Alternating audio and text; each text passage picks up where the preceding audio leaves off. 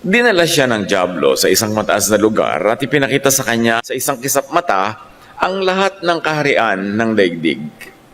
Sinabi ng dyablo, ibibigay ko sa iyo ang lahat ng kapangyarihan at karangyaan ng mga ito, sapagkat ito'y naibigay na sa akin. At maibibigay ko ito sa sino mang naisin ko. Kaya't kung sasambahin mo ako, magiging iyo ang lahat ng ito. Sumagot si Jesus, nasusulat, ang Panginoon mong Diyos ang sasambahin mo at siya lamang ang iyong paglilingkuran. Pagkatapos, dinala din siya ng dyablo sa Jerusalem at inilagay sa pinakamataas sa tuktok ng templo. Sinabi ng dyablo, kung ikaw ang anak ng Diyos, tumalon ka, sapagkat nasusulat, uutusan niya ang kanyang mga anghel na ingatan ka, at sa kanilang mga kamay ka dadalhin upang hindi matisod ang iyong mga paa sa bato. Ngunit sumagot si Jesus, nasusulat, huwag mong susubukin ang Panginoon mong Diyos. Pagkatapos ng lahat ng ito, umalis ang dyablo at naghintay ng tamang pagkakataon. Matthew 4:11 continues and ends the story. Then the devil left him, and angels came and attended to him. Prayer in the wilderness. Salamat, Panginoon, dahil maaari naming balik-balikan na ang napakagandang kwentong ito. Turuan niyo po kaming makapulot ng mga bagong aral na mailalapat namin sa aming pang-araw-araw na buhay. May you be the voice that we will hear. May you speak to us, to our hearts, to our spirit. We seek you, Father, in the name of Jesus, your Son, our Lord, our Savior, and Teacher. The so-called temptation in the wilderness is not just about the usual Jesus versus Satan contest.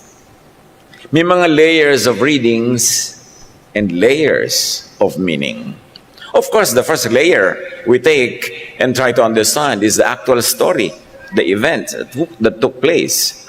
But then again, parang kakanin lang yan na sapin-sapin, parang halo-halo, maraming layers ng sarap, maraming layers ng flavor, ng teachings. So this story is not only about the contest, it's also about the human heart under pressure. The human heart in contest with itself. Sometimes a contest between the mind and the heart, between thinking and feeling. Each temptation here mirrors the dual pulls of our psyche, the inner conflicts within us, ang ating mga pagkakahati ng loob, ang magkaiba nating iniisip tungkol sa isang bagay, kumisan ang nagtutunggali nating mga ibig gawin, pero sino ang nananaig? Napakaraming matututunan sa mga tugon at mga reaksyon ni Jesus.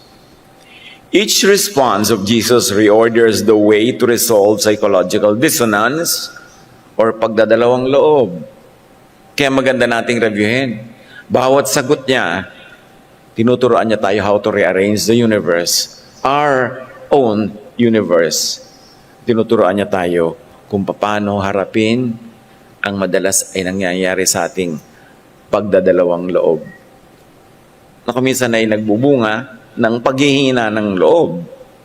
Each response of Jesus reorders the way to understand and manage desire, needs, and wants, na madalas ay blurred yung boundaries. Ano ba ang need? Ano ba ang desire? Ano ba ang want? The ministration of angels at the end of the conflict shows the way to resolution, restoration, comfort, and rest. Nasa kaduluduluhan ng conflict na ito, dumating ang mga anghel at kanilang pinaglingkuran si Jesus.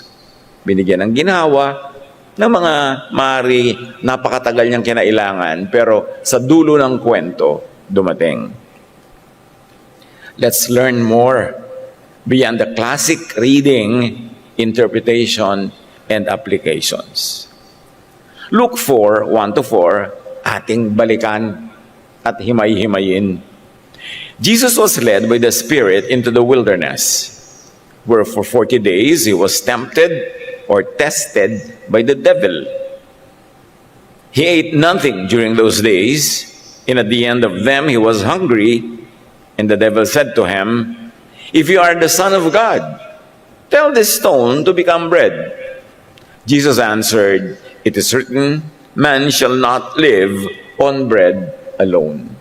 Napakarami na natin ginawang pag-aaral tungkol sa mga lines na ito, kaya sisikapin naman natin ngayong lumabas sa usual reading para mayroon tayong mga bagong mapakinabang dahil hindi naman nauubos ang karunungan na nakabaon sa mga salitang ito. So ang episode na to ay pwede natin tawaging Stones to Bread, Survival versus Trust. So, what was the order of the day? Survive present hunger by yielding to temptation and fail the test? Play into the devil's hand, walk into the devil's trap? But that seemed to be the most logical way to survive. So the contest was between survival and trusting. Or trust in the Most High in spite of hunger. Madaling panghinaan ng tiwala pag gutom. Madaling panghinaan ng loob pagka tayo pinipilit na gapiin ng ating mga pangangailangan o ng ating mga kagustuhan. Pero dapat nating tandaan, pag dumaharap tayo, tumatawid, nasa kalagitnaan ng ganitong uri ng pangangailangan, you don't know what the future holds, but you know who holds the future. That is the Most High God, the Father in heaven, of the Lord Jesus and of all of us. Siya ang may hawak ng ending ng kwento.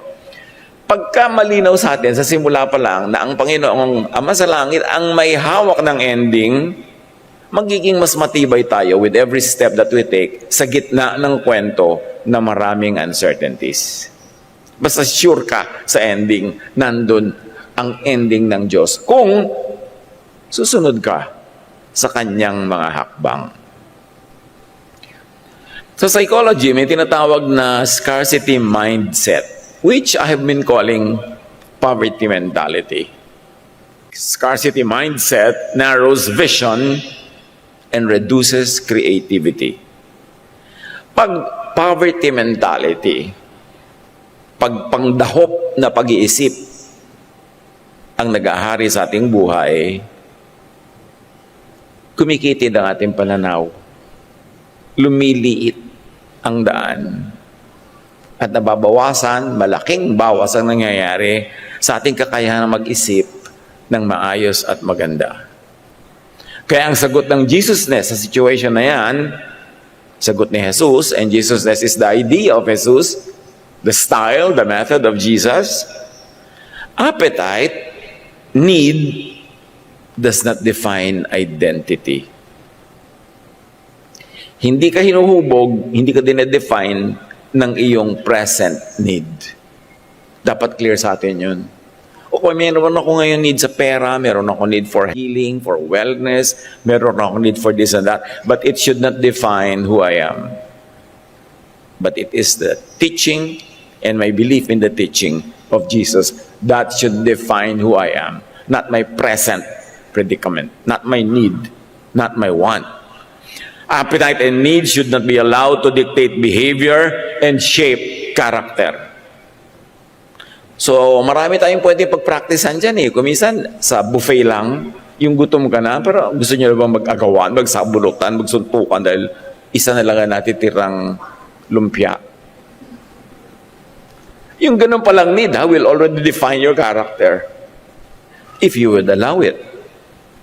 Pag may agawan, pag may kulang, ano na nangyayari sa magkakapatid? Pagka may konting mamanahin, ano lumalabas sa mga ugali? Do not let need or appetite shape your character. But let your faith in God, who holds the future, give you self-control. Kasi alam mo naman na nandyan ang Panginoon. Kaya merong trust. Pag dumadating ang need, kailangan mong unahin, trust. Hindi need. Hindi want. I trust that God is in control. And although Jesus passed through 40 days of hardship, at the end of it, the angels ministered to him. Not during, not before. But when what had to be done was already done. Do not allow hunger and need to narrow down your vision, to make you forget God. Yun ang temptation. Ang temptation dito, hindi ito pagkain kainin mo, kundi ang temptation is forget God kasi gutom ka. Yun ang tunay na temptation. Yun ang malalim na tukso. Do not succumb, do not surrender to the scarcity mindset, to poverty mentality. Na dahil lamang may pangangailangan, ikaw na dating tao ay naging isang mabangis na hayop. Do not let that need define you. Because sabi ni Jesus, man shall not live by bread alone. Man is not shaped by his hunger or being filled alone. And remember, the angels of comfort came din naman. Parang ang tagal pagka ikaw yung dumadaan doon sa 40 days, parang hindi na darating yung comfort. Kaya ang mga halaga nga, trust. Because God knows. The angels of comfort came at the right time. Hindi during the test, but after. At kahit gutom, ay lumilipas din. Naranasan niyo bang magutom na hindi kayo nakakain, lumipas, nalimutan niyo rin gutom kayo Ganon din ang lahat ng mga needs natin. Mayroong moment na masidhi, climax. Pag nalampasan mo yan, nawawala rin naman. Lumilipas din. Kaya iba, nagiinit ang kanilang mga pangangailangan, maghilamos kayo ng malamig na tubig, lilipas din yan. Huwag kayong padala sa ganong present momentary situation. At yung bato, sabi nung kontrabida dito, yung bato, gawin mong tinapay, kaya mo naman yan Pero remember, ang batong pinipilit maging bread, lalo kung Satan's recipe, ay hindi dapat asahang magiging nutritious. Kasi kanino galing? O tinapay nga, kanino galing? Okay, nagkapera ka nga, galing sa masama. For a while, akala mo, enjoy ka na. Watch for the ending. May Diyos. Mananaig at mananaig ang katuwiran ng kataas-taasan. Hindi lahat ng tinapay ay nakabubusog. At kung makapupuno man ng sikmura, hindi naman laging nutritious. It's not worth it. Kaya ang mahalaga nga, magapi natin yung appetite. Kasi yan naman, matlakas lang sa kasukdulan, pero pinanghihinaan din yan at tumawala din ang lakas pag hindi mo sinunod. Kaya kailangan lang makasurvive ka. Hindi lahat ng kinoconsume at ginagawa ay beneficial. Endless scrolling, for instance, or binge content, ang nangyayari lang dyan, junk calories of the mind. Sa dinarami-rami na papanood sa social media, nababasa, nasasalihang mga conversation, gaano na ba talaga naidagdag sa atin na good character niyan? Gaano karami na naidagdag sa ating tunay at meaningful katalinuhan or wisdom? This is a very, very informed generation. But it doesn't mean that this is a wise generation. Minsan may information overload pa nga. Hindi na makaya, nagtitrip na yung utak. Kumbaga sa fuse na hindi makaya yung kuryente, tuloy sumasabog. Not everything that fills, fulfills. Huwag magpalibang, hindi lahat ng nakakabusog ay nagpapalusog. So, tingnan natin, ano bang kinakabusog ko? Ano ang pinagkakakain ko para ako mabusog? Busog na busog nga ako. Pero nakakalusog ba? Tulad din ng hindi lahat ng kinakain sa eat all you can ay mabuti sa'yo. Bakit eat all you can? Ano tayo, mga hayop? Hindi mo pwedeng eat all you need. Eat all you can. Ano kasawa? Kahit buong kalabaw, lululunin mo kasi you can. Pero ano mangyayari? Indigestion? Makikita mo naman nag-umpisa yan nung araw na uso yung eat all the salad you can, tapos bibigyan ka ng pagkaliit-liit na platito. Aba yung iba parang gumagawa ng Tower of Babel sa mga pinagtumpok-tumpok nilang gulay na hindi mo alam kung ilang engineering units ang kanilang ipinasa para makabuo ng ganun structure ng salad. Really? Isang platito? 3 kilong salad na pagkasya mo? Kaya nung susunod, ang ginawa na nung fast food joint, ang nakalagay doon, tansan. Sige, aber, tingnan ko kung paano ko makakapanglamang. Alam niyo yung mga eat all you can, talaga dapat. Kung mo pwede mong kainin, talagang lululunin mo lahat. Kailangan natin ng self-control. Dahil ang mas malaking temptation sa gutom, yung eat all you can. Nakakabuti ba talaga sa'yo? Tulad ng over-shopping, how many bags do you need? Really? Kaya kung minsan, nagpapatayo sila ng bahay. Ano yan? Uy, may extension kayo, may bahay. Para yan sa bag ko. Yung over TV, over chismis, over social media, humpak na ang piske, lumubog na ang mata, nangitim na yung mukha, sa kapupuyat, sa walang kakwenta-kwentang mga bagay. And even over kabanalan could also be junk. Over religiosity could also not be good. Ecclesiastes 7:16, do not be over righteous, neither be over wise. Why destroy yourself? Si Solomon na ang may sabi niyan, the wisest man ever. Kahit anong over, hindi nakakabuti sa atin. Lampas sa dapat. One could be overfed, but not well-nourished. Even with religion. Yung nakababad ka, nakamarinade ka talaga sa religion araw-gabi, pero suriin mo naman ang iyong karakter kung naging Jesus-like ba. Kumisan sa kararelihiyon, nagiging Pharisee-like pa nga eh. Nagiging masungit, nagiging mapanghusga sa kapwa, nagiging mapagmataas, mapagmalaki. Bunga ng overdose ng religion. Ilagay ang lahat sa tama. Do not be over-righteous, neither be over-wise.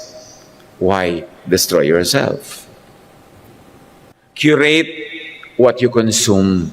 Digital man yan o physical, choose what nourishes. Dahil ang daming choices ngayon sa ating panahon, magpakatalino sa pagpili. Kung minsan aabutin ka na ng bugnot, o order ka ng tsa, nung araw pag umorder ka, tsa nga, miss, o eto na si tsa. Ano po ang daming sasabihin sa yung uri ng tsa? Tapos cold po o hot? Pagkatapos, organic po o yung poisonous? Ganito. Basta, tubig na lang. Sa dami ng choices. Kahit ng mga soda, mga soft drinks, ang daming choices.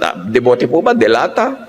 Zero ba? 1 o 2? Ang daming choices. Kaya, sa atin ngayon, nakalaga kang responsibility to choose correctly, to simplify our lives, and to curate our choices.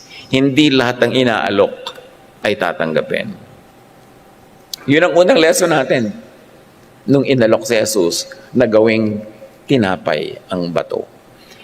Ano, mga bato sa buhay nyo ngayon, ang inaalok sa inyo na gawin yung tinapay? Kayo lang ang makakaisip niyan. At kayo ang makapagsasabing, hindi ko kailangan ng ganyang tinapay kung galing sa bato na galing sa iyo. Luke 4, 5-8, o di syempre, nag-fail ng devil, o next try. The devil led him up to a high place and showed him in an instant all the kingdoms of the world. And he said to him, I will give you all their authority and splendor. It has been given to me, and I can give it to anyone I want to. If you worship me, it will all be yours. Ang laking temptation ito, kingdom. Yung iba nga, barangay pa lang, bagsak na, talagang pipiliin na agad si Satan eh. Pero ito, kingdoms. Jesus answered, "It is written, worship the Lord your God and serve Him only." Why will I serve you? You should serve and worship me and my Father. Para binabaligtad mo yata. At sa buhay mga kapatid, maraming nababaligtad ha. Dahil nabubulag ka ng desire, binabaligtad, ikaw pa yung magwo-worship. Kingdoms and glory, power versus purpose. What defines your ambition? What defines your life? What defines your dedication? Power or purpose? Power in the world system?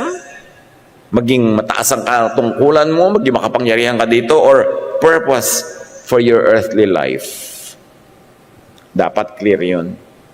Kasi pag hindi clear yun, kung kani-kanino ka susunod, kung ano-anong hahabulin mo, at the end of the day, naubos ang buhay mo, naubos ang oras at lakas, wala ka narating, kasi hindi mo dinefine eh. Ano ba talaga gusto ko? Power in this worldly system or purpose in my earthly life? What will I live for? What will I die for? When that is clear, konting mga U-turn, konting mga wrong turns ang magagawa natin sa buhay, and we could maximize the achievement within the limited time and space that we have. So power ang offer. Pagkain yon, basic need. Ito power, medyo sophisticated need na. Kahit sa hierarchy of needs ni Marlowe, parang tumataas na. Una, pagkapagkain muna, bato-bato, ngayon kingdom na. Tumataas yung presyo. Neuroscience talks about this reality that power activates the dopamine system, quick to be high, but short-lived. Addictive ang power. Pag nakakapag-practice ka ng power, nasasarapan ka, kaya gusto mong ulitin. Kaya ang dami-daming tao nagpa-power tripping. Kung minsan clerk lang nga, nagpa-power tripping dahil para siya kung sinong di ba? Pagka nag-a-apply ka ng trabaho, yung clerk na tagabigay ng mga application form para kung sinong Doña Victorina, nagpa-power trip. Kasi kaya niya muna aplikante ka pa lang. Mga gwardiya sa pinto, nagpa-power tripping, gumapang ka para kita papasukin, papahirapan kita. Kanya-kanyang power tripping yan. Mapapansin nyo pag may nagpa-power trip. Yung hindi naman kailangan, pero nang ko-control, nagmamataas, nagyayabang, just because the moment permits them to think that they are powerful, because the momentary need of the people before them is obvious to them. Yung pagsasamantalahan ka, because they can. Many fall for the promise of power and glory. But some individuals' quest for wealth, power, and glory actually destroys social fabrics, destroys community, even and especially the seeker. 99% power-seeking ends in tragedy. Ang tunay lang na power na nagtatagal at hindi nagwawakas sa lagim, yung power na Diyos ang nagpahiram for a certain purpose dahil meron siyang ipapagawa sa iyo. But you must be able to recognize it, na pahiram lang yun ng Diyos, at pagtapos na yung trabaho mo, isoli mo na sa Diyos. Kaya yung baba nasasarapan Pagka naging leader, ayaw nang bumaba. Pagka nagkaroon ng posisyon, ayaw nang i-give up. Kasi na-addict. Because it is addictive. And even neuroscience tells us how and why. There are chemical changes that happen in our bloodstream when we experience and exercise power. Kaya tayo, dapat huwag malibang. Nagkaroon ka ng power, huwag ka mag-power tripping. Pinagkatiwalaan ka na ikaw magpapakain sa mga kapwa mo kasamahan sa trabaho, pero kala mo na kung sino ikaw, na breadwinner, dahil meron kang ipinahiram na power. Sabi nga nila, whom the gods wish to destroy, they first make powerful. Dahil mas malakas makasira yung power kesa weakness. They first make rich or famous. they first make an addict. Addictive kasi ang fame, power, glory. Kaya yan ang madaling gamitin ni Satan to deceive. Tapos, puro self-destruction na. Pag na-addict ka na sa power, sa glory, sa fame, sa wealth, hindi na kailangan ni Satan magtrabaho. Ikaw na magpapatuloy, automatic na yan because you will continue to self-destruct through addiction. Tulad din ng addiction to substances, addiction to vices. The moment na naging habit mo na, pwede ka nang magpahinga ang mga demonyito sa paligid kasi ikaw na ang magpapatuloy ng gawain na yun eh. Hindi mo na kailangan pang udyukan o turuan, ikaw na mismo. Kaya, be careful, be wary of anything you get addicted to. And the best way for a godly person to counteract this addiction is to stop it early. Pag nakakahalata ka, uy, gusto ko na yata talagang laging gawin ito, o gusto ko laging gawin bilin nyo, no maging ganito, stop! Because it will become my God. Kaya nga sabi ni Satan, worship me, I will give it to you. Yes, makukuha mo yon, pero makahalata ka naman kung sino na ang nagiging Diyos mo sa buhay mo. 1 Timothy 6:10, for the love of money is the root of all kinds of evil. Some people, eager for money, have wandered from the faith and pierced themselves with many griefs. Katanong language, yung mga tao dahil na addict sa pera, ay lumayo sa pananalig at sinugatan nila ang kanilang mga sarili ng napakarami mga lungkot na sila rin ang may kagagawan. Matthew 16:26, what good will it be for someone to gain the whole world yet forfeit their soul? Or what can anyone give in exchange for their soul?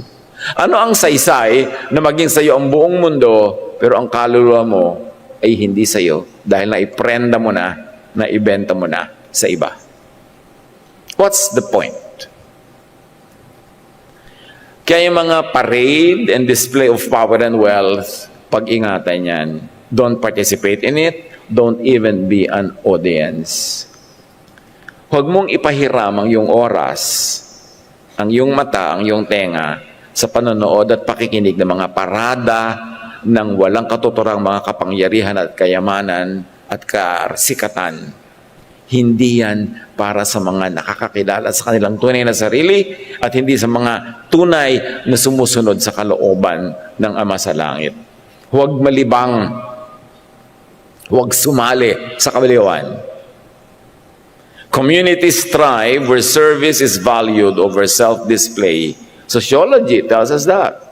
It's a proven social science. Nakabubuti para sa lahat pag ang inuuna ng lahat ay paglilingkod sa kapwa. Inversely, communities are weakened and damaged, destroyed by excessive display. Yan ay sa pamilya, sa magkakaibigan, sa barangay, sa bansa, sa buong mundo. Pag merong nagparada ng kutakot-takot na mga kayamanan, mga karangyaan, kapangyarihan, nasisira ang lipunan. Nagkakawatak-watak ang mga tao, ang nagiging wakas ay pagkakagulo-gulo, bangayan, self-destruction. Because behind all this is the deception whose classic microcosm is what we are reading now. Yung classic tunggali between Jesus and Satan, between what is good and what is bad. Sabi ni Satan, worship me and I will give you kingdoms. But what you worship, you become. Kung sino hinahangaan mo, nagiging ganun ka. At lalo naman kung sino ang sinasamba mo, nagiging ganun ka. Tapos sabi ni Satan, worship me. Can you imagine kung ano nakataya? Ano? Magiging tulad mo ako? Huwag na. Sa'yo na yan. Di ko yan kailangan. What? How much does a man need? Gaano kalaking kama ang kailangan mo para guminhawa? A single bed will do. A double bed might be nicer.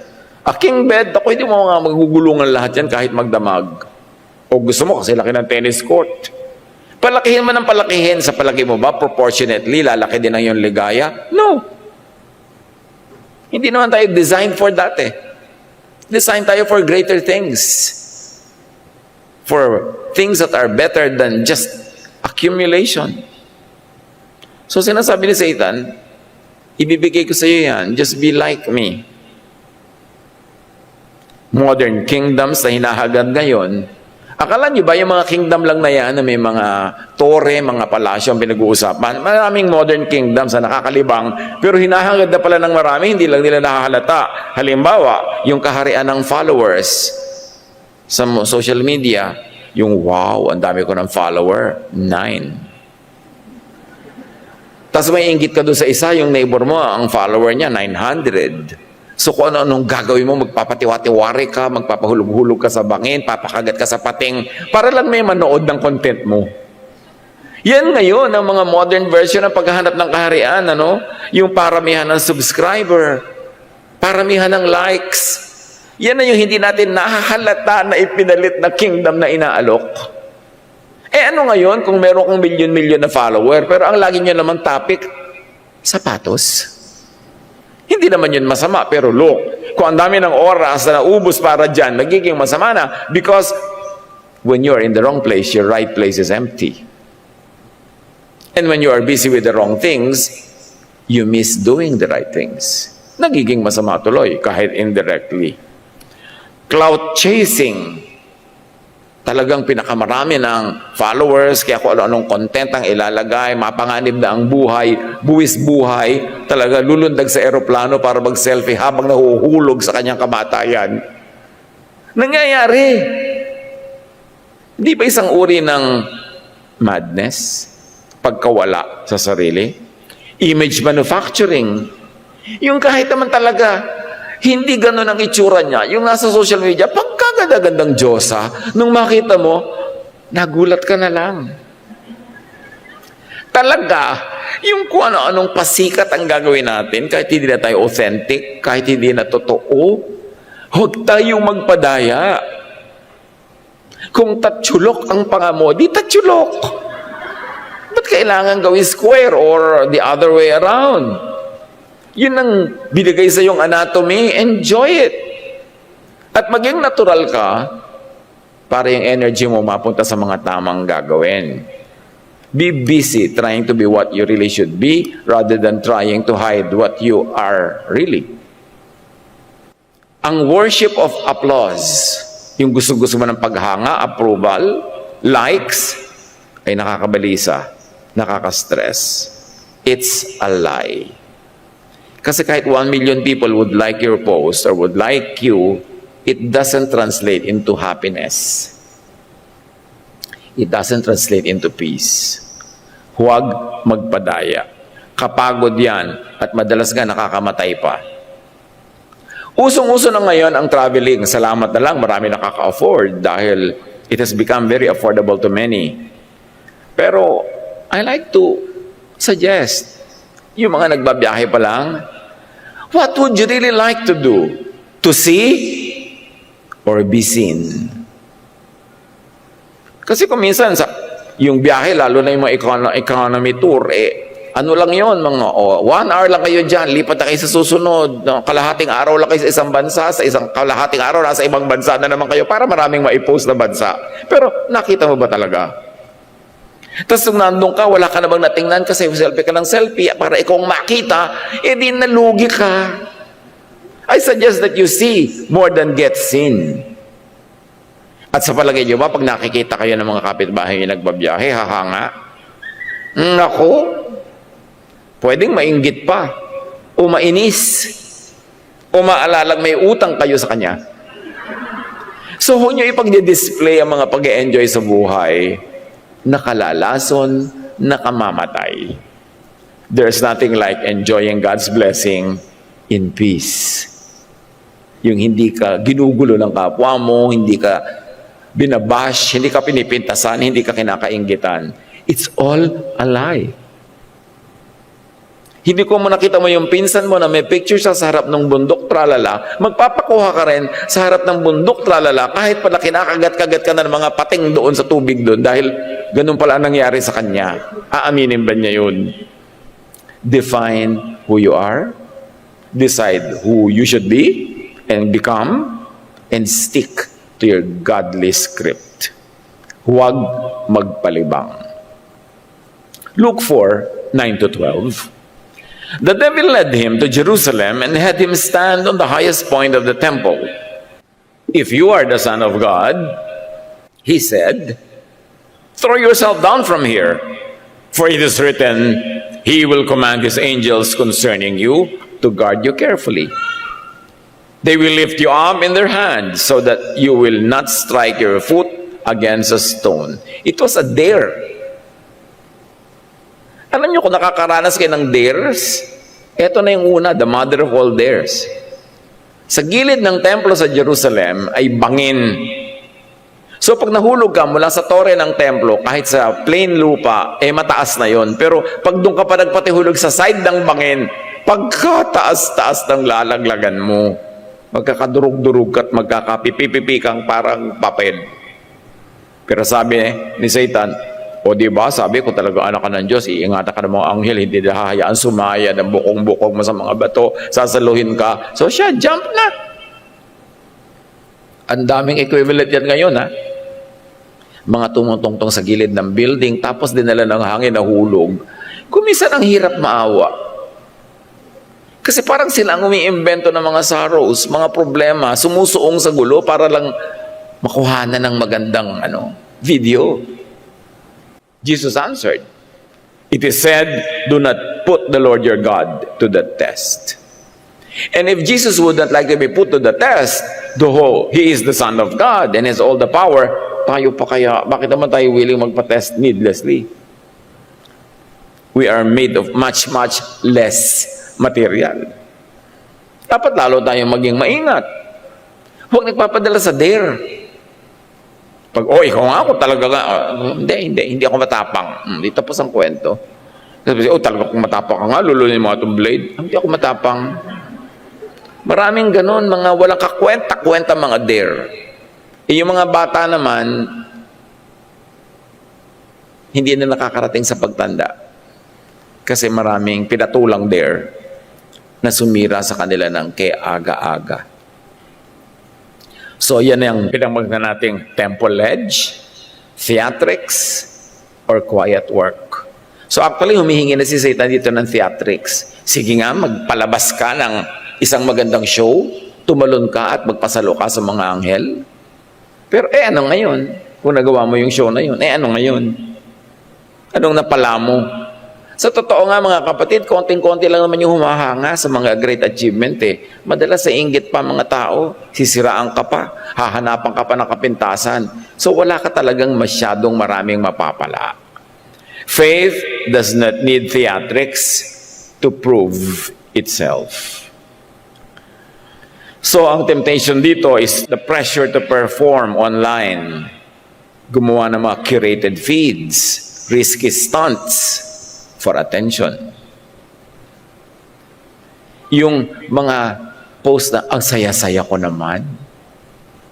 Walang matutuwa na masaya ka. Nanay mo, baka pa. But more than her, may inggit yung iba, may inis. Sige, i-display mo, look, ang gwapo-gwapo ng papa ko. Bukas, papapakin na yan ng iba. Aagawan ka na. Pag nakatagpo ka na magandang kapalaran, itago mo. Huwag mong i-post. Kasi it will attract negative attention. It will attract thieves. Magpakatalino. Masaya ka. Ang ganda-ganda ng buhay mo. Why broadcast it? Why open yourself to a lot of negative attention? Learn from the temptation offered to Jesus. Huwag magyabang or magpasikat in 3D, in real life, even face-to-face. Wala kang buting maaani dyan. Napakahalaga, authenticity is greater than spectacle. Maging totoo ka na lang, relax ka pa. At pag totoo ka, hindi ka napapagod magtago ng katotohanang nakalingid sa mga tao. At hindi ka nagpapagod na gumawa ng image.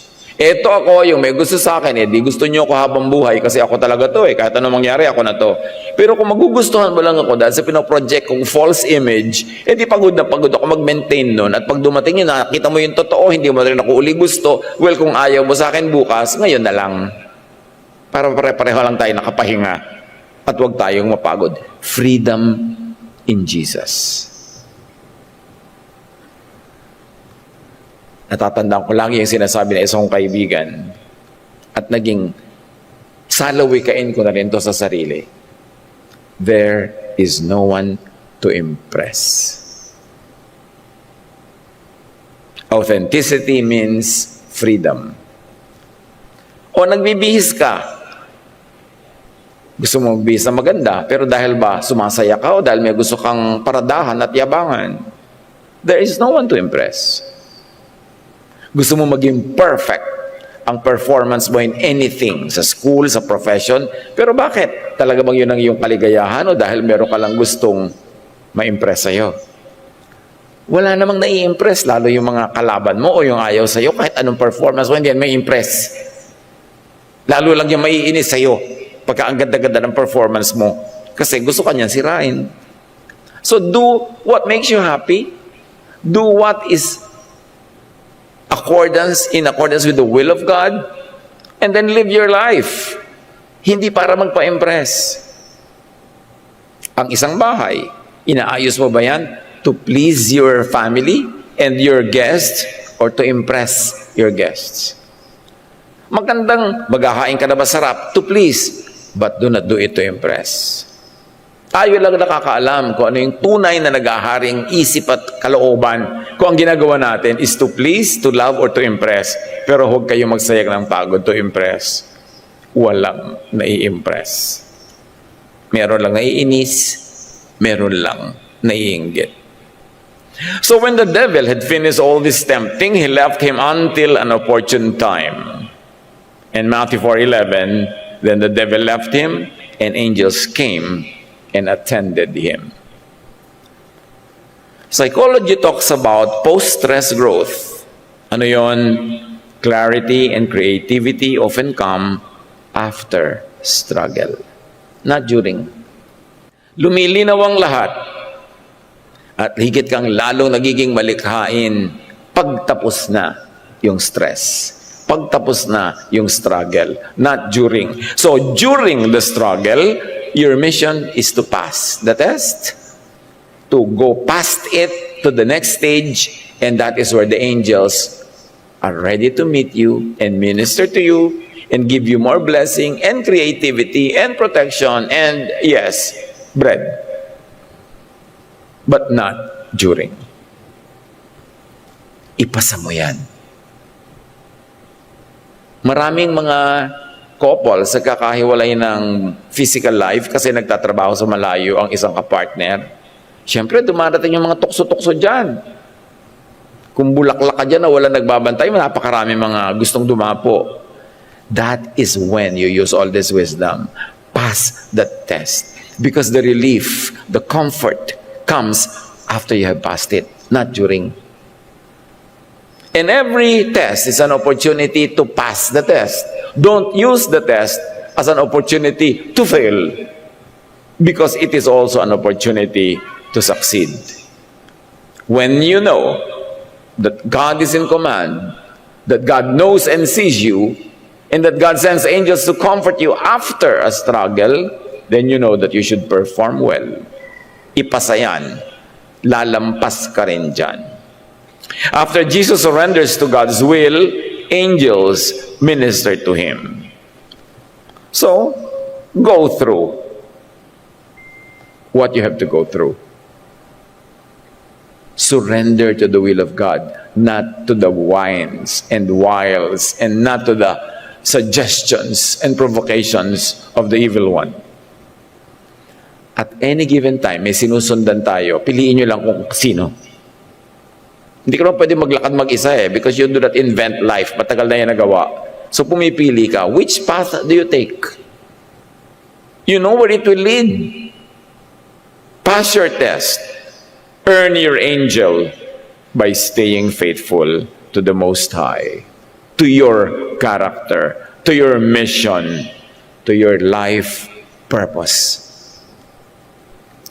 Do not surrender to the pressure of the moment kasi lilipas din yan. Gaano karaming mga tukso ang sinunod at pinagsisihan lang pagkatapos kasi lumilipas din. Hindi naman lahat ng ligaya na ibinibigay ng tukso ay nandyan. Lumilipas din yan. So palampasin mo na lang nang hindi ka nalalagay sa panganib and enjoy the ministration of heaven after the situation. Do not let your reason be clouded and blocked by the prospect of reward for wrongdoing, for folly, for vanity. Sa neuroscience and psychology, sinasabi, desire fires the brain's reward center, shutting down reason.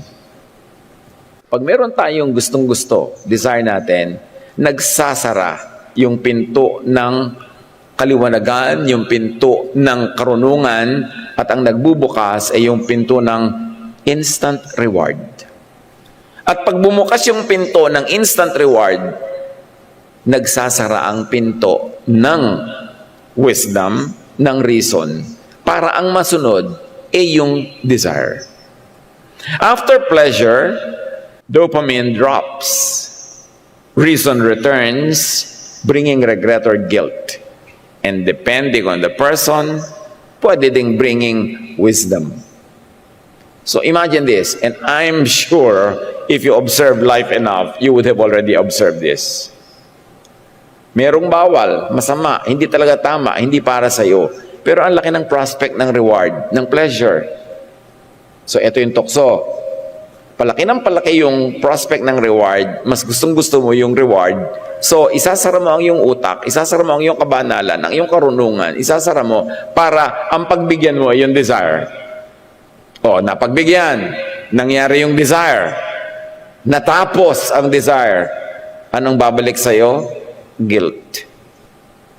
And sudden karunungan. Bigla mong na-realize, mali talaga yung ginawa ko. Oo nga, di ba? Kanina pa mali yan. Pero dahil pinagbigyan mo yung desire mo, nakalimutan mo ang intensity ng pagiging mali niyan at ang inatupag mo ay sundin yung kung ano yung gusto mong gawin na mayroong prospect of reward at nung matapos mo ma-enjoy yung reward, na-enjoy naman yung reward pero sandali. Buong buhay ngayong pagsisisi ang kasunod, lalo na kung maraming nadamay sa pagsunod mo sa iyong desire. Nasisira ang mga relasyon, nagkakalayo-layo ang mga magkakamag-anak, ang mga nagmamahalan, nasisira ang iyong personality, at dahil bumalik na yung katinoan, doon mo lang yung marirealize. Ang kasama ngayon ay pagsisisi. Kaya napakaraming gumagawa ng kabalbalan pagkatapos guilty. Yung pala magigilty ka, pati hindi agad. Bakit na yung palang kung kailan tapos na? Because of this phenomenon that neuroscience has already understood. So, cross and go past your wilderness. Yan ang anatomy ng temptation. Yielding and then guilt. And this is the true temptation. Hindi yung ang temptation na ikaw ay sumunod sa gusto mo. Ang tunay na malalim na temptation ito, madala ka sa point na dahil sunod mo ang gusto mo, mabuhay ka ngayon sa guilt forever. Yun ang gusto ni Satan. Guilty ka. Fearful ka. Fearful ka of outcomes. Outcomes in the human level. Mabisto ka ng mga dapat na makabisto na may ginawa ka mali. Nakakatakot yun. Mahirap mabuhay. Stress ka. Kakasakit ka. Pagkatapos, yung pa mga ibang outcome niyan sa'yo, na guilt, nalalayo ka sa yung pagkatao, nalalayo ka sa Diyos. Yun ang tunay na gusto ni Satan. Guilt. Kaya ang sagot ni Jesus dyan, forgiveness, restoration, and blessing. Pero hindi para maging able ka na naman to do something wrong again and again and again. Pero sinolve ni Jesus through forgiveness. Kasi ang pinakamalaking dala ng tao sa mundo, pinakamahirap, mabigat na dalhin, ay guilt and fear of punishment. Kaya yung mga namamayagpag sa paggawa ng mali, pagka nabisto na, pagka nagkaroon na ng kaliwanagan, ayan na, ang hirap na, ang muka nakalaglag na sa lupa dahil sa dalang bigat ng puso. So, cross your desert, your wilderness, go past your wilderness, because angels await at the end of that chapter. Log off, kumbaga. At kung kailangan mo, use therapy apps. Marami na ngayon. Pwedeng meron sa iyo mag-pray for you, mag-counsel, magbigay sa iyo ng companionship. But be careful about counselors, unless they are clinically and academically trained. Baka kung ano-ano lang ng mga personal opinion na ibigay sa iyo sa payo, lalo ka pang mapariwara. At mag-ingat sa mga counselor. Maraming mga tao gusto mag-counsel. Yung pala, they only want to have time alone with the counselees para maabuso nila in so many different ways. Kaya maraming abuses ang nangyayari during counseling and between counselors and counselees. Kaya kahit sa church, mas gusto ko ang counselors natin, merong talagang education in psychology, in psychiatry. Hindi lang may 3 verses na alam, counselor na. Pagkatapos kung ano-anong mga kabalbalan ang ipapayo ayon sa kanilang mga sariling, mga guni-guni. Dapat maingat tayo sa kanyang mga bagay. Reach out digitally for real help. Marami nang ganun. Pero again, pag-ingatan. Suriin ninyo. Bakit natin ito pinag-uusapan? Kasi pandemic level itong ganitong uri ng internal trouble ng mga tao. Sa dinami-rami ng kausap, wala naman talagang tunay na nakikinig. At walang tunay na nararamdaman kung ano ang yung pinagdaraanan. Mahalaga mga kapatid, to rest in simple ways. Depressurize. Huwag niyong hayaan na ma-pressure kayo ng mga hinihingi ng social media, ng inyong katakot-takot na mga posts at followers at kung ano-ano. At kung gusto niyo lumigaya sa buhay, minimize ang pagbabasa ng comments ng kung sino-sinong biglang naging marunong at maalam at pantas sa lahat ng bagay na akala mo kung makapagbigay ng judgment sa mga issue, akala mo sila mga expert. Maguguluhan lang kayo. Minimize this. Relief, ministration comes not from more noise, but from silence, from spiritual presence. Satisfaction comes not from getting more, but from enjoying more what you already have. Huwag tayo magpadaya sa mga tuksong inialok dito. Bread from stone, kingdoms that you cannot rule or reign over and you don't need, fame, glory, wealth.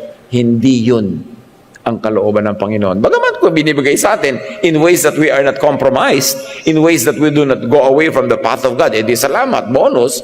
Pero kung hindi, it's not worth the price. The wilderness of Jesus is the wilderness of today. Digital lang nga for some, domestic for others, social for many, pero dawag pa rin, wilderness pa rin. Temptations are the same. Consume without meaning, chase empty glory, prove through theatrics, forget to rest, pagurin mo ang sarili mo endlessly, yield to bashing, magpaka-depress ka kasi merong hindi nakagusto sa hairstyle mo. Sige, pahirapan mo ang sarili mo. Or worse, bash na rin. Huwag sumali sa kabaliwan na ito. Tumingin, sumilip-silip, pero huwag mag-swimming. Malalason ka. Jesus reframes hunger, reorders ambition, quiets fear, restores life. Prayer in the wilderness is alignment with the will of the Father, then and now. Yun talaga ang message niyan. Align with God's will. Scarcity destroys thinking. So, lawakan ang isip. Lalong lawakan kung dumadaan sa pagdarahop. Kasi ang pagdarahop nga nagpapakitid ang utak mo eh. Power intoxicates, so don't chase power, serve instead. Even the Son of God came to serve. Anxiety demands spectacle.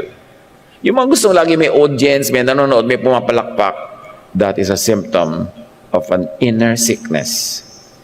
Pull out the roots of that sickness at huwag magpalibang. Work in silence. Stress depletes. So, recover. Do not mistake activity for achievement. And very importantly, do not advertise your emptiness. Walang dadamay sa'yo, meron lang magpapalala ng iyong kalagayan.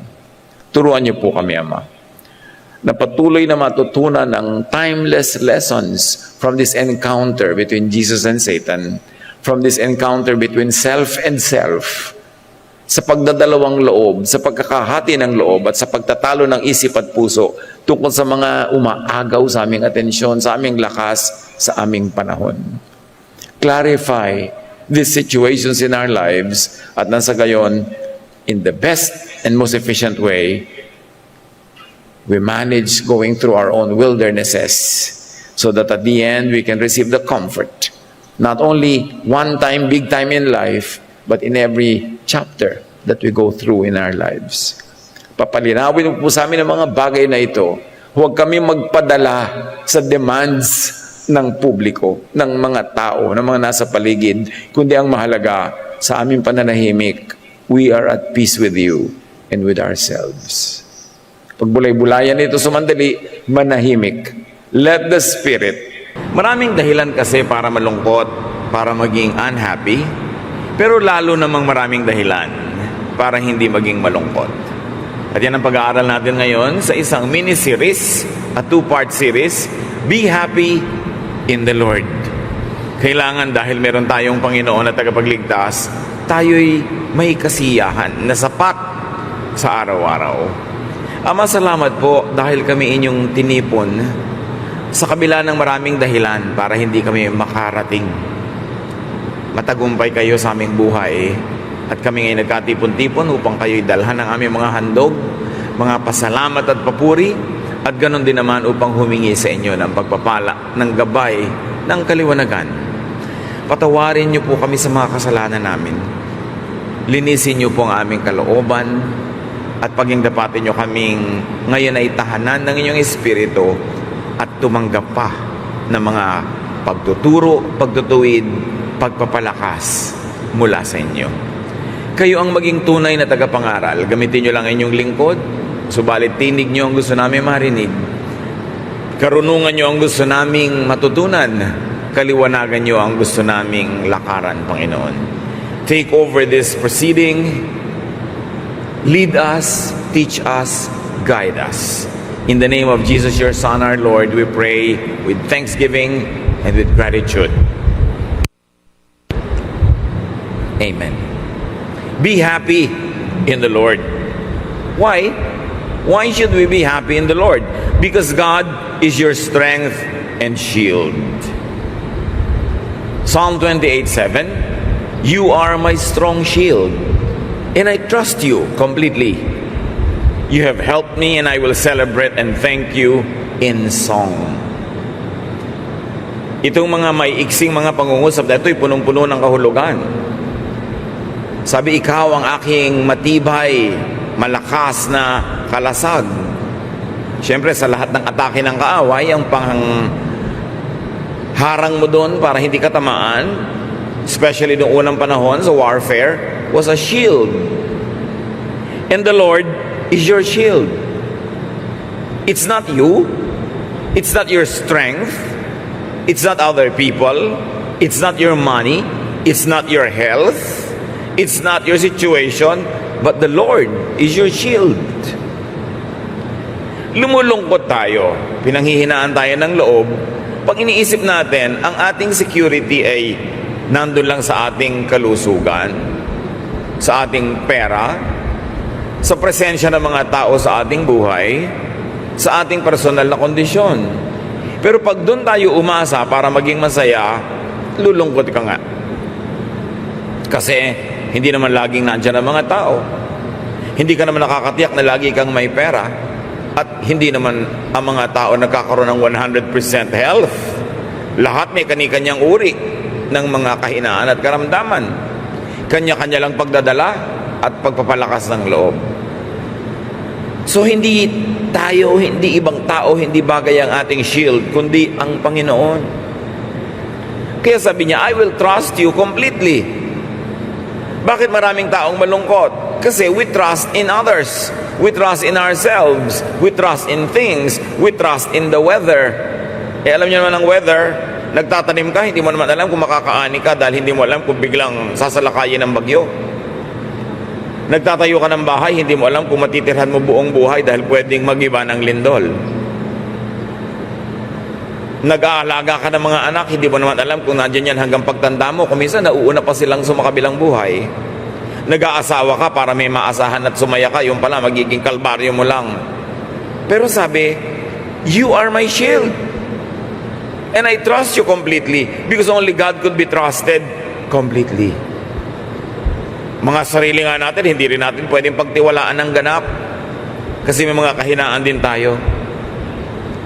At bakit pwedeng sumaya ang tao? Kasi sabi nitong awit, you have helped me. Past tense. Lahat tayo napatunayan na natin kung paano tumutulong ang Panginoon. Kaya nga tayo nakatayo pa hanggang ngayon.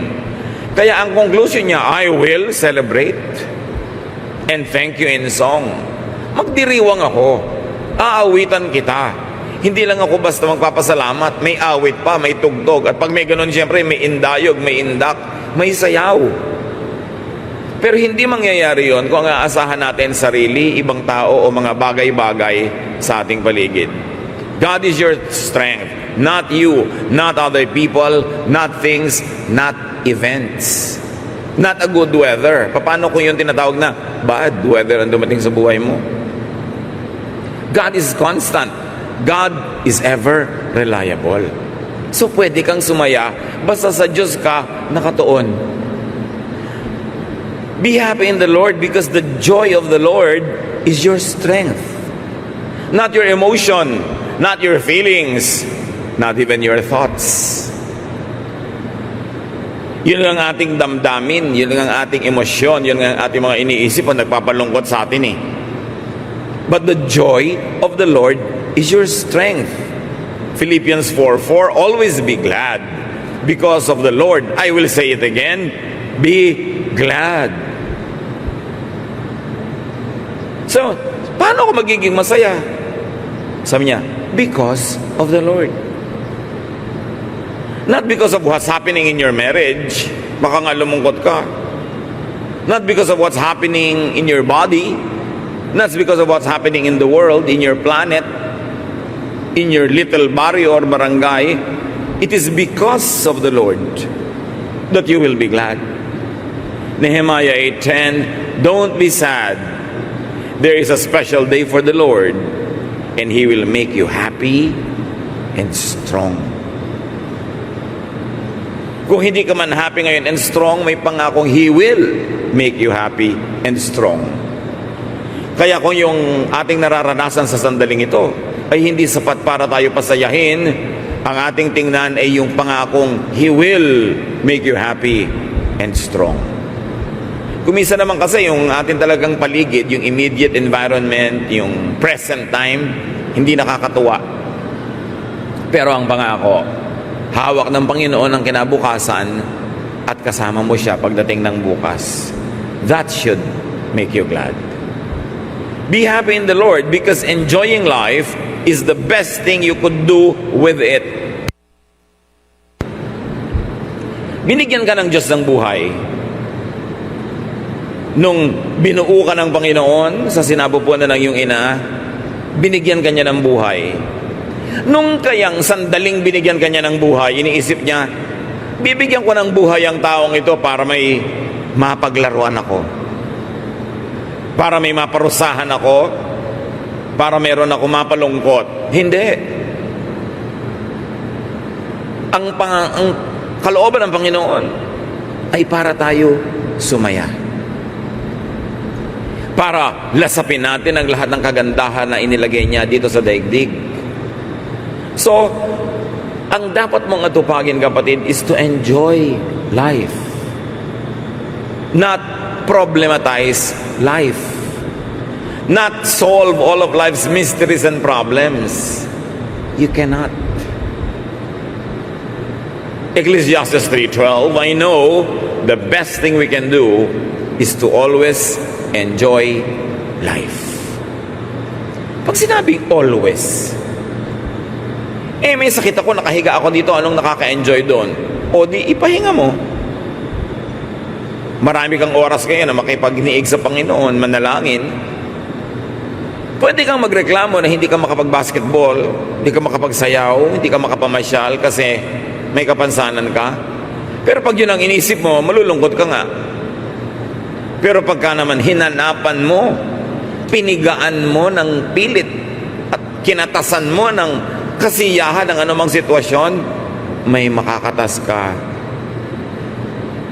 Because God is with you in every situation. Kaya kung nalulungkot ka, kapatid,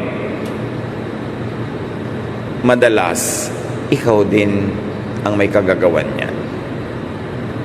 Kung minsan dumarating, hindi naman talaga ikaw may kagagawa, nasunugan ka, hindi mo naman talaga sinunog yung bahay nyo, nasunog lang talaga. Nalugi yung negosyo mo, hindi mo naman nilugi at sinikap mo pang ang asikasuhin. Pwede ka talaga malungkot. Pero dapat sandali lang. Dapat maalala mo na may Diyos. Dapat maalala mo na mayroong Diyos sa kasama mo, saan ka mang hirap lumusong o saan ka mang saya umahon, nandun siya. At pag naalala mo yon, magkakaroon ka ng dahilan para lumakas ang loob, sumaya, at kung di man kagandahan ng kalagayan mo ngayon ay may hinihintay kang pagliligtas, pag-aangat, pag-aahon sa iyo ng Diyos sa araw ng bukas. Because the joy of the Lord is your strength. Don't fight life. Mapapagod ka lang. Hindi ka mananalo na labanan mo ang buhay. Kung yan ang height mo, huwag mo nang labanan. Tanggapin mo. At mag-enjoy ka na hindi ka nauumpog lagi. Dahil hindi ka katangkaran. Kung ganito ang kulay ng iyong balat, ganito ang texture ng iyong buhok, ganito ang itsura mo, huwag mong labanan. You might want to enhance it a little bit, improve it a little bit so that you could be closer to what you really would like. But there is a limit to what you can do to what is given already. Kung ito ang palad mo, tanggapin mo. Ginusto mo na magtrabaho abroad, wala namang namilit sa'yo, liban na lang napilitan ka dahil sa economic situation. Pero hindi ka naman tinutukan ng baril para mag-apply at magpunta doon. O natural, may lungkot. Pero pinili mo yan. So habang nandyan ka sa oras ng lungkot, umimbento ka ng saya. Meron pa nga ako mga kilala, lalo't bagong-bagong salta sa ibang bansa, inip na inip, lungkot na lungkot. Lalo't hindi sobrang busy. Yung trabaho, maraming oras na pwede kang malungkot. Alam mo ginagawa niya, tinitingnan niya ang relo. Ang ginawa ng taong ito, yung sweldo niya sa isang buwan, dinivide niya kung magkano per day. Kahit off day, off from work. Tapos dinivide niya kung magkano per hour. And then dinivide niya kung magkano per minute. Kaya pag nakatingin siya sa relo, naiinip siya, 5 minutes, uy, kumita na ako ng ganun. Times 5 niya. Sumasaya siya. Huwag lang sana makatanggap ng text sa mga kamag-anak na biglang gumuho ang saya mo dahil gusto nilang papakin yung kinita mo ng 5 minutes na yon. Pero makaka-imbento at makaka-imbento ka. Do not contradict nature. Lagi kong sinasabi, gusto mo garden wedding, huwag ka mag-schedule sa tag-ulan. Tapos wala kang gagawin kundi manalangin na huwag umulan. Tag-ulan yon, huwag mong labanan. Gusto mong magkaroon ng wedding sa garden na tag-ulan, di ang ipagawa mong mga trahe de boda, kapote. Ang sapatos mo, bota. O di okay. Pero ipipilitin mong meron kang puting-puting hinihilang-hilang belo, tapos tag-ulan, nilalabanan mo yung nature nun umiimbento ka ng lungkot. Dapat sumakay ka. Tulad ngayon sinasabi, marami tayong mga fault lines sa earthquake. Yung bahay mo nasa fault line. Alam natin, hindi naman madaling maghanap ng ibang lote at magpagawa ng ibang bahay, no? Pero kahit mahirap yon, mas madali pa rin yon kaysa magdasal araw-araw na huwag kang kainin ng lupa. So gumawa ka ng paraan na hindi mo problemahin yung pang-araw-araw. So sabi mo, madaling sabihin yan, wala kaming pera, paano kami dilipat? Pero mas mahirap na lagi kang nasa peligro at nag-aalala. Hirap din lang at hirap, piliin mo na lang yung safer. Don't complain about life. Hay buhay. Hay buhay. Dapat ang tao nagpapasalamat habang buhay siya. Because to live is Christ. And then when your time comes, to die is gain. May asawa ka na. May nampa ako narinig. Buti pa, hindi dala ako nag-asawa, nakakapagsisi. Pero may asawa ka na. Given na yun. Umimbento ka na lang ng saya. Hanapan mo ng ikaliligaya ang buhay mo sa pagiging may asawa kaysa palakihin mo ng palakihin sa harap ng mata mo yung mga reklamo mo. In other words, do not contend with what you cannot and should not change. Change what you can, but accept what you cannot change para ka masaya. Sa ating sariling katawan, halimbawa, numinipis ang buhok mo. Kesa naman pagpilitan mo pang takpan ng mga 3 pirasong buhok yung buong ulo mo, tanggapin mo na. May charm din naman yan. May ganda rin. Bawat tao, bawat sitwasyon, may ganda. Huwag nating labanan kasi dumadami ang ating stress. Being happy is the obviously better choice. That's why you should be happy in the Lord. Proverbs 15:13, happiness makes you smile. Sorrow can crush you. Proverbs 17:22, if you are cheerful, you feel good. If you are sad, you hurt all over. And here, the word cheerful enters the picture. Hindi sinabing if you are happy, you feel good. Sabi, if you are cheerful. And cheerful is not necessarily happiness. It's just the way you carry your emotion. Pagaanin mo, imbes pabigatin, be cheerful. And when you are cheerful, you smile, may nagaganap na himala. Kung sa labas ay ngingiti ka, at sisikapin mong totohanin, dibdibin, gawing totoo yung ngiti, pumapasok sa kalooban mo yung ngiti, at nababago pati ang mood mo. Pero subukan mong manimangot.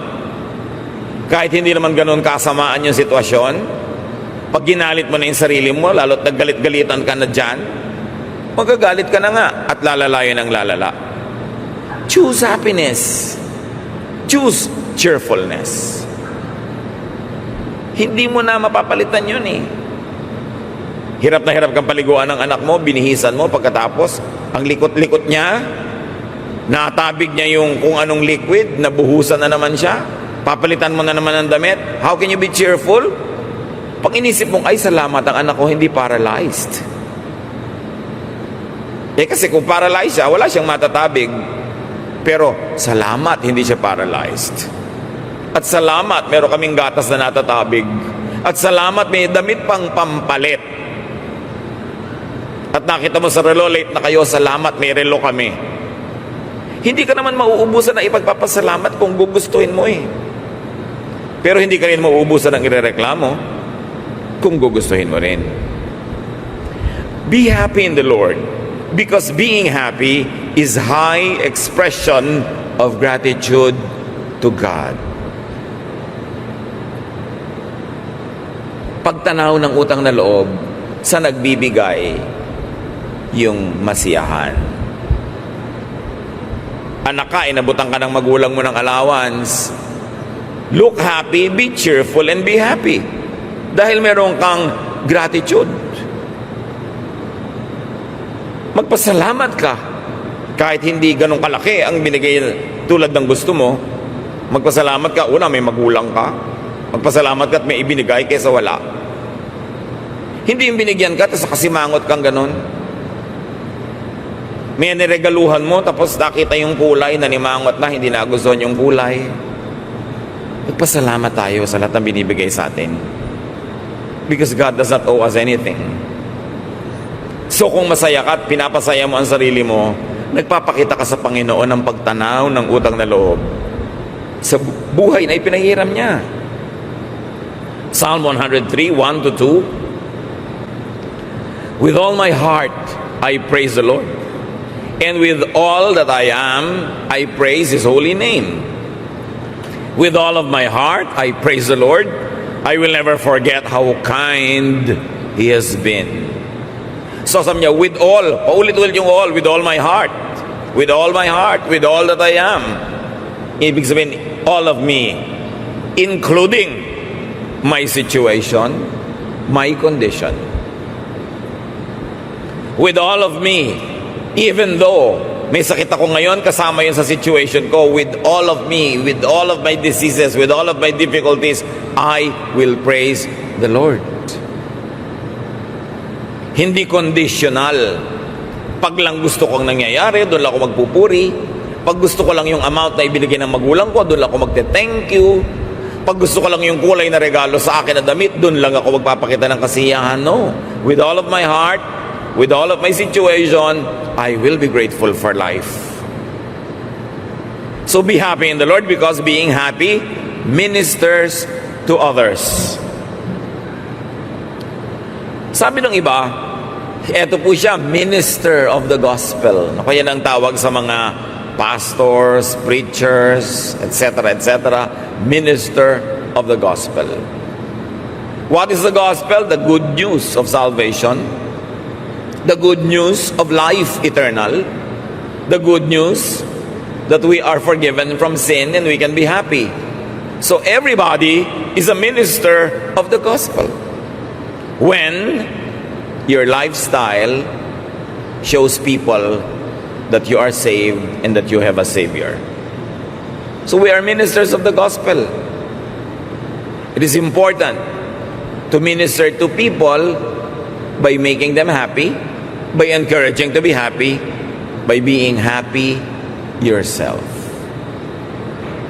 Romans 12:15, when others are happy, be happy with them. It's a ministry. Don't be a spoiler. Pag merong taong masaya, please, huwag niyong sirain ang saya niya. Dahil madalas, mahirap gumawa ng saya. Tapos nakagawa na siya, sisirain mo pa. Mamimintas ka pa. Yung pamimintas, yung pamumuna, inilalagay din sa oras at lugar. Hindi kung kailan tuwang-tuwa yung tao sa damit niya, kahit napapangitan ka, hindi yun ang oras para sabihin yun. Kasi salamat na lang, masaya na siya. Another time, another place. Pwede mong masabi sa ibang panahon na alam mo, yung suot mo ng isang araw, palagay ko may improve mo pa kung susunugin mo pang isinuot mo. Pero hindi nung habang suot ka, happy siya. Sa ibang oras na lang. Kasi nandun siya sa karurukan, lumilipad siya sa hangin ng ligaya, bigla mong babarili para malaglag sa lupa, para lang ipakita mo na may taste ka, para ipakita mo lang na mas marunong ka, mas magaling ka. That's unkind. Don't make it rain on other people's parade. Yung pagiging masaya, ministry to others, kasi nakakahawa yun. Yung lagi kang malungkot at naninimangot at nagmumukmok, downer yon, nakakahila pababa sa mga nakakakita sa'yo. You cannot always be happy, but you can be cheerful.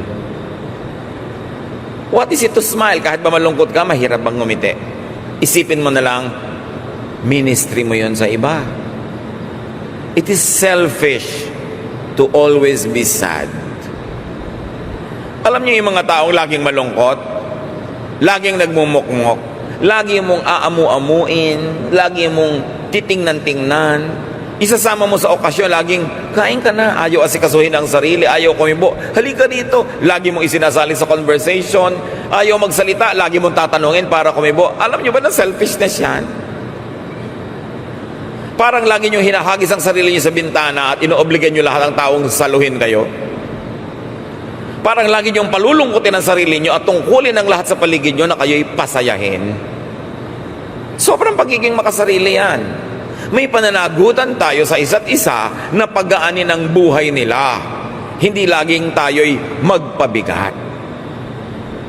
Kung nakita mo may kamag-anak ka, kaibigan na ang saya-saya, ang ligaligaya, kahit talagang nakatiming ka ng mangutang ngayon, ipagpaliban mo naman. Sumaya na nga siya. Alam niyo yung nagmamaneho kayo paakyat ng burol, ang tarik-tarik, ang hirap-hirap mumuelo, hindi mo haharangan yung sasakyan sa oras na yon para tumigil. Dahil baka umatras, baka hindi na makaahon. Hayaan yung makarating doon sa dulo at saka na kayo magbigay ng mga abala. Itinatiming yan. Kuminsan may asawa ka, lagi nalang malulungkutin. Alam nyo, napakalaki naman pabigat sa asawa nyo yon na araw-araw sinusuyo kayo. Araw-araw pasasayahin ka. Araw-araw yung mga reklamo mo pakikinggan, napakalaking pabigat sa kapwa yung maging malungkot. Kaya bilang tulong na lang natin sa ating kapwa, kahit hindi tayo ganoon talaga kasaya, we can at least be cheerful. Minsan kasi ang saya-saya mo, makikita mo bigla yung nanay mo, naku talagang nakaganyan. Kulang na lang pala ang allowance, dagdagan mo na lang para hindi laging malungkot. Kuminsan nga, naglulungkot-lungkutan na lang para lumaki-laki naman ang abot mo. So, ganun din yun. Kawawa naman yung nagbibigay sa inyo kung ang nakikita sa mukha nyo parang kulang. Minister to people. Hindi lang nabubuhay ang buong planeta para ka pasayahin. May tungkulin ka rin magpasaya ng iba. Be happy in the Lord because being happy is God's will for you. Not being sad. Ecclesiastes 9:7-10. Be happy and enjoy eating and drinking. God decided long ago that this is what you should do. Dress up, comb your hair, and look your best. Life is short and you love your wife, so enjoy being with her. This is what you're supposed to do as you struggle through life on this earth. Work hard at whatever you do.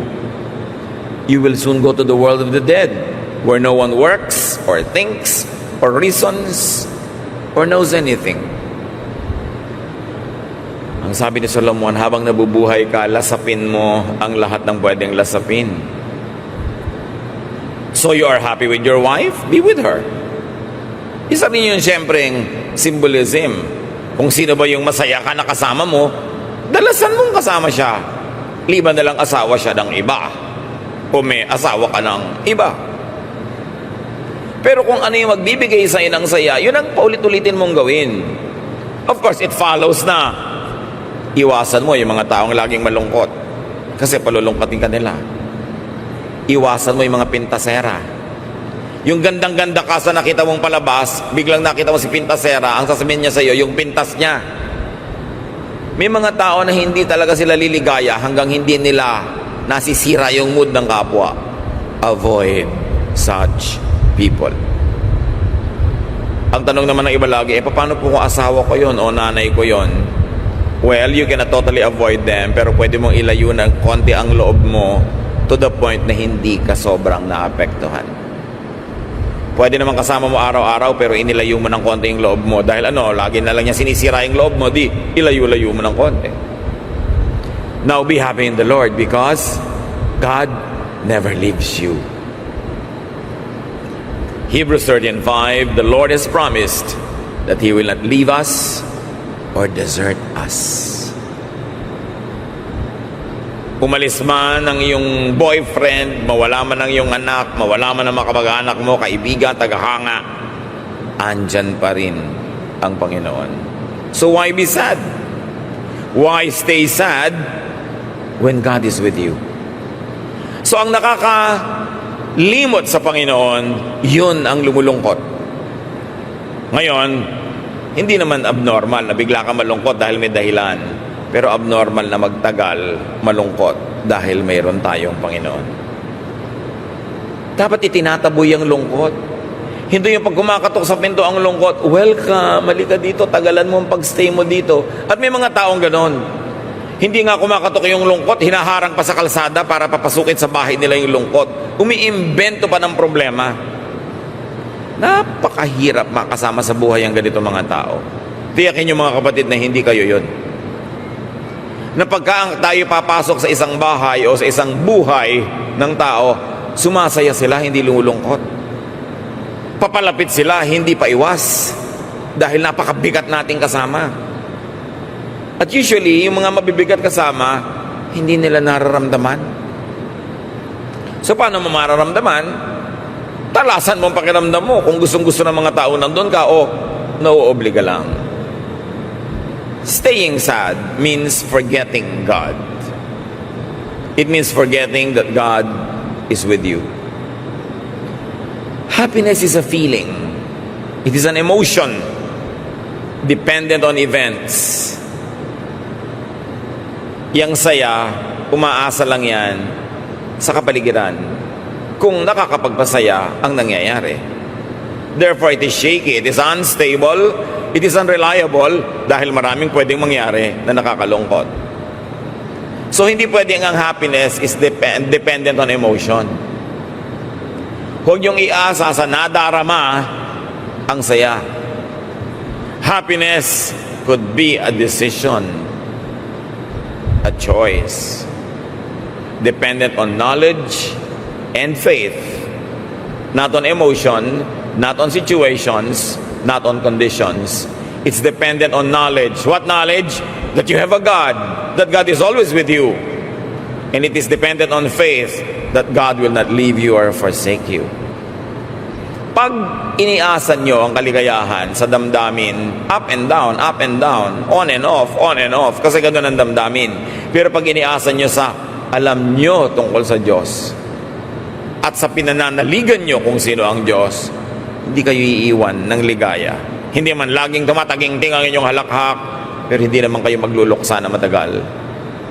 Psalm 43:5, why am I discouraged? Why am I restless? I trust you, and I will praise you again because you help me, and you are my God. No other, not myself, not other people, not physical things, not what happens around me, but you are my God. And because you are my God, I can be stable. I may not always be really, really happy, but neither should I be sad for long. Isaiah 61:10, I celebrate and shout because of my Lord God. His saving power and justice are the very clothes I wear. They are more beautiful than the jewelry worn by a bride or a groom. Yung pinakamagagara na yatang kasuotan ng talagang isinusuot ng ikakasal. Pero sabi nitong si Isaiah, ang kasuotan ko yung inyong kapangyarihan, yung inyong saving power and justice.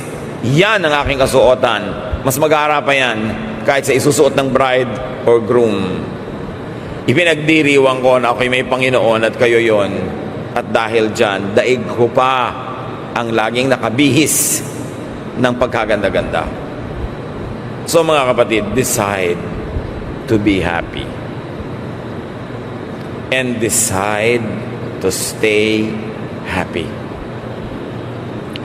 Kung meron sa atin na alam nyo kayo malulungkutin, madrama, sensitive, laging may tampo, hinanakit, sama ng loob, madaling maging galit, ngit-ngit, puot, pagkamuhi, sunod-sunod dyan automatic pag pinayagan mo magsimula.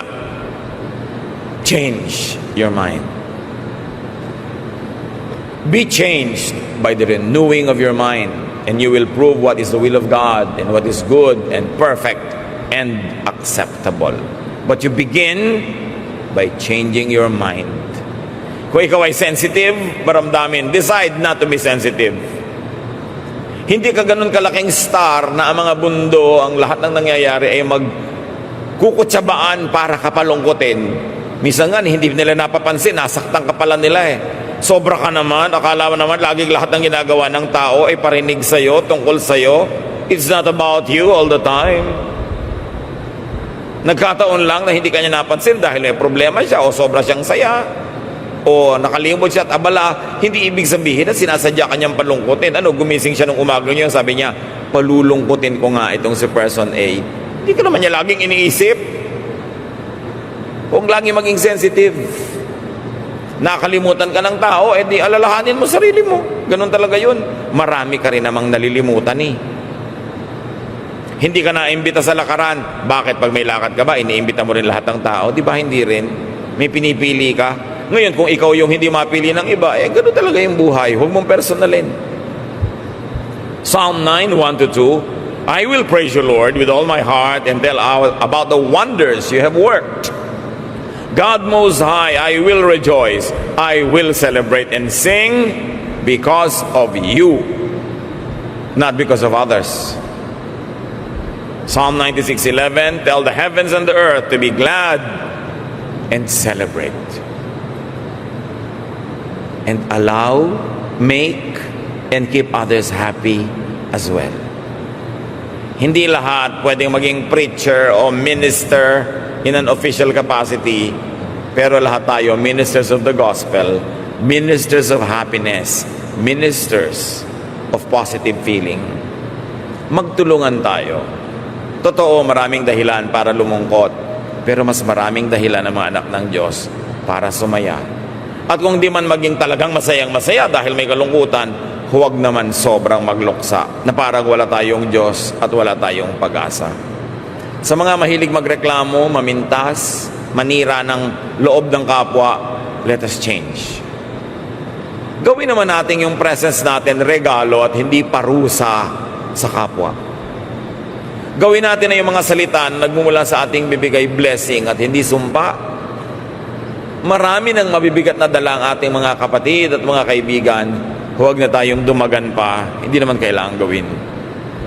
Ama namin sa langit, nawa pagkalooban nyo kami ng kaliwanagan